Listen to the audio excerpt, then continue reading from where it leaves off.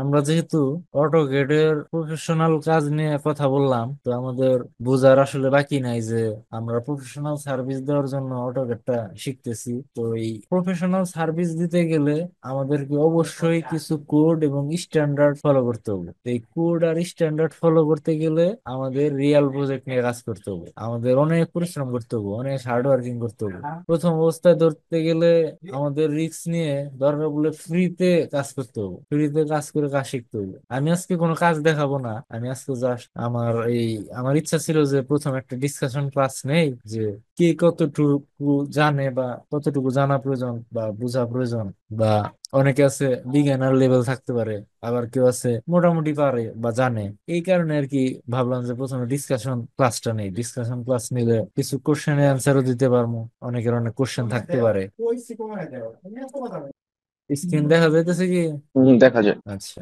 আচ্ছা, তো এই ড্রয়িংটা আমি বের করছি, এটার কারণ হচ্ছে এটা বোঝানোর জন্য যে আমরা যখন একটা প্রপোজাল পাই, যে আমরা ইঞ্জিনিয়ার হিসেবে একটা ক্লায়েন্ট যখন আমাদেরকে প্রপোজাল দেয় যে আপনি আমাদের কাজটা করে দেন, সেক্ষেত্রে আমরা তাকে দুইটা জিনিস করতে বলি। একটা হচ্ছে ডিজিটাল সার্ভে করতে বলি, এরপর সয়েল টেস্ট করতে বলি। তো ডিজিটাল সার্ভে করলে আমরা আর্কিটেকচারাল পার্টটা সুন্দর মতো করতে পারি, আর সয়েল টেস্ট করলে আমরা স্ট্রাকচারাল পার্টটা প্রপার ভাবে করতে পারি। তো এই আর্কিটেকচারাল পার্ট যখন আমরা 2D ফ্লোর প্ল্যানটা করি, এটা হচ্ছে 2D ফ্লোর প্ল্যান। তো এটা যখন আমার ফাইনাল হয়, হুম। ফাইনাল হওয়ার পরে আমরা এই ফাইলটা নিয়ে যাই স্কেচআপ বা ইট্যাপসে।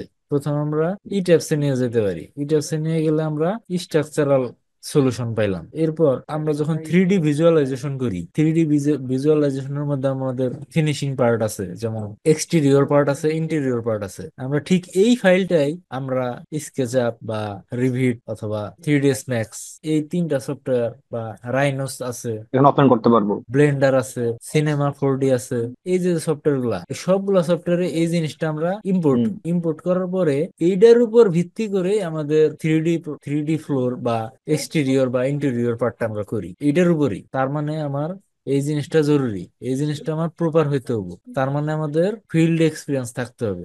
ফিল্ড এক্সপিরিয়েন্স থাকলে এটা সঠিক হবে, এটা সঠিক হলে আমরা 3D করতে পারবো। মানে এখানে যেখানে যা যা দিছি 3D তে, সেখানে তাই হবে, কোনো বিকল্প হবে না। সেক্ষেত্রে যেহেতু আমরা চেঞ্জ করতে পারতেছি না, সেক্ষেত্রে আমাদের এইটাই ঠিক করে ওই জায়গায় নিয়ে যেতে হবে, কারণ এইটার উপর বেস করে সবকিছু হবে। এখানে যেখানে কলাম আছে ওই 3D তেও কলাম ওইখানে দিতে হবে, এখানে যেখানে ডাক্ট আছে ওই ওই 3D তেও সেভাবে ডাক্ট দিতে হবে। যেমন এই যে এই ফাইলে এই যে এখানে কিন্তু ডাক্ট দেওয়া হয়েছে স্যানিটেশনের জন্য বা প্লাম্বিং এর জন্য, প্লাম্বিং বা স্যানিটেশনের জন্য এখানে ডাক্ট দেওয়া হয়েছে। হুম। তো আমরা হয়তো বুঝতে পারলাম যে আমাদের এই অটোক্যাড 2D ফ্লোর প্ল্যানটা কতটা জরুরি, যে আমাদের স্ট্রাকচারাল আর আর্কিটেকচারাল পার্ট সঠিক হওয়ার জন্য, প্রপার হওয়ার জন্য এই জিনিসটা আমাদের সঠিক ওয়েতে করতে হবে, সুন্দর মতো করে করতে হবে। আর আমরা যখন একটা প্রজেক্ট হ্যান্ড ওভার করবো, ওই প্রজেক্টের কোয়ালিটি ওয়ার্ক হতে হবে। কোয়ালিটি ওয়ার্ক হলে তখন ক্লায়েন্ট ওটা খাবে, কোয়ালিটি ওয়ার্ক না হলে ক্লায়েন্ট খাবে না। এই যে আমি এটা হচ্ছে একটা ফার্নিচার সেটআপে মোটামুটি একটা ইন্টেরিয়র দেখানো হয়েছে যে কোথায় কি কি হবে। এখন এই জিনিসটা যদি আমি প্রপার ওয়েতে না করতে পারতাম, সেক্ষেত্রে কিন্তু আমার ক্লায়েন্টটা ছুটে যেত, ক্লায়েন্টটা কিন্তু থাকতো না। এটা একটা নিয়মের মধ্যে আনতে পারছি, হুম। সুইটেবল হয়েছে, সুইটেবল হওয়ার কারণে ক্লায়েন্টটা আমাকে কাজটা দিছে। আর বেশিক্ষণ ক্লাস নিব না, আর সংক্ষিপ্ত কিছু কথা আছে। লাস্ট আমার কিছু কথা আছে, মানে মোটামুটি আমি শেষের দিকে চলে আসছি। শেষ কথার মধ্যে একটা কথা, যে অটোক্যাড শিখলে ওই অটোক্যাডের মাধ্যমে আমরা অনলাইনে ফ্রিল্যান্সিং করতে পারি, কারণ এই ফিল্ডে প্রতিযোগিতা অনেকটা কম।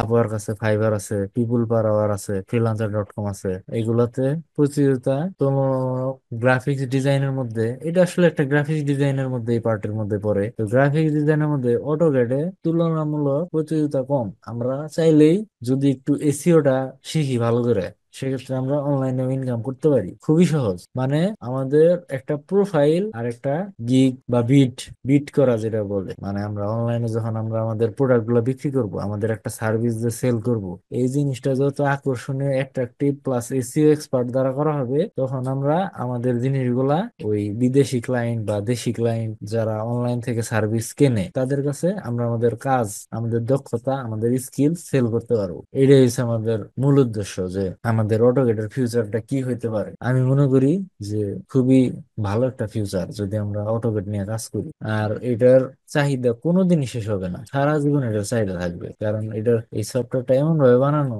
যে এই সফটওয়্যারের বিকল্প কোনো কিছু চিন্তাই করা যায় না। মানে যে যত উন্নত বা প্রযুক্তি সম্মত সফটওয়্যার ইউজ করুক না কেন, ওই ঘুরে ফিরে অটোকেট আসতেই হয় কোনো না কোনো কাজের জন্য। আবার মজার ব্যাপার হচ্ছে অটোকেটের ফাইল অ্যাডোবি ইলাস্ট্রেটরে কাজ করে, যেমন এটাও ভেক্টর বেসিসে কাজ করে, অ্যাডোবি ইলাস্ট্রেটর যেটা ওটাও ভেক্টর বেসিসে কাজ করে। তো এই দুইজনের সাথে খুবই সুন্দর একটা সম্পর্ক আছে, মানে দুইজনের ফাইলই দুইজনে সাপোর্ট খায়, কোনো কনভার্সন করা লাগে না, ডিরেক্টলি সাপোর্ট করে। আর ওই যে অনেকে বলে না যে গ্রাফিক ডিজাইনাররা লোগো ডিজাইন করে, তো এই লোগোটা কোন লোগো?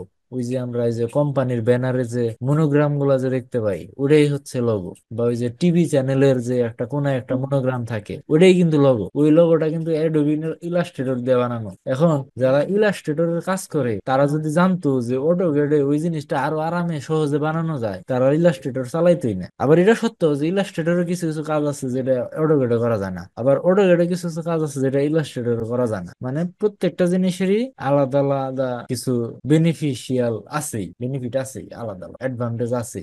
প্রত্যেকটা সফটওয়্যার এরকম আছে। তবে আমি মোটামুটি সব সফটওয়্যার দেখছি, আমার মানে খুবই ফেভারিট একটা সফটওয়্যার অটোক্যাড এক নম্বরে। এরপরে আমি স্কেচ আপ ধরি, তারপরে আমি ইট্যাপস ধরি। আর আমি মনে করি এই তিনটা সফটওয়্যার যদি কোনো সিভিল ইঞ্জিনিয়ার শেখে, তার আর পিছনে ফিরে তাকানো লাগবে না, এই সমাজ তাকে সম্মান করবে, সম্মান করতে বাধ্য। ঠিক আছে, অনেক কথা বললাম আজকে, আসলে প্রফেশনাল ডিসকাশন হইলো অটোক্যাডের উপরে। হয়তো পরবর্তীতে ক্লাস থেকে আমরা একদম হাতে কলমে যেটাকে বলে যে ড্রয়িং শুরু করে দেবো, প্রফেশনাল কাজ ধরে ধরে শেখাবো। হয়তো এই শেখার মাধ্যমেই আমরা আমাদের যে একটা ফিউচার আছে, ওই ফিউচার মানে আমাদের যে একটা গোল আছে, ওই গোলে আমরা হয়তো পৌঁছাইতে পারবো।